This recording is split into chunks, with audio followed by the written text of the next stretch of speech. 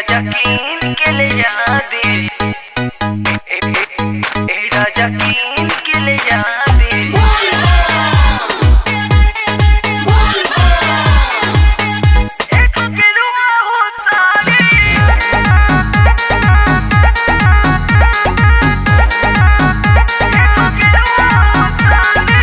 सुनिए सैया जी चढ़ल सामान बा, देवघर जाए के हमरो त मन बा। सुनिए सैया जी चढ़ल सामान बा, देवघर जाए के हमरो त मन बा। पीपल मिशन हो जाए तैयारी,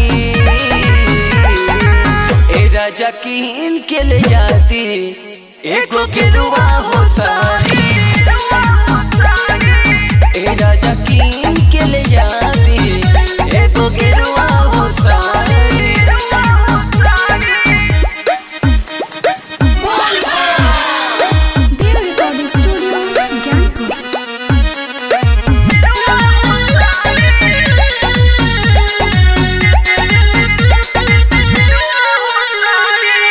मानवा में सपना हम सजैले बानी,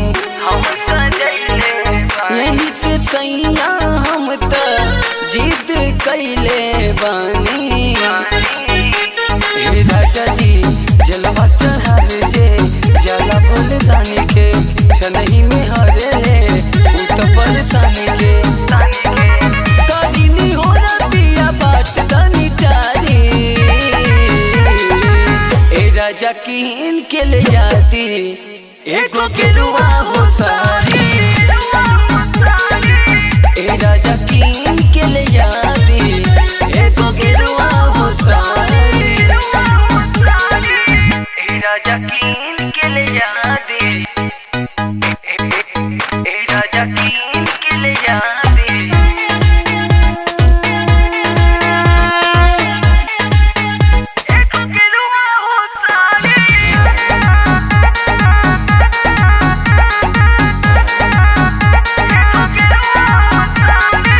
कुंदन ना कुल पिया रौरो चली,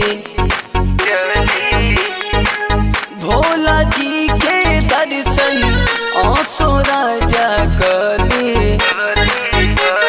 सुनी ना भोले बाबा सपना साकार कर दी है, मथवा पे हमनी के हाथ धर दी है।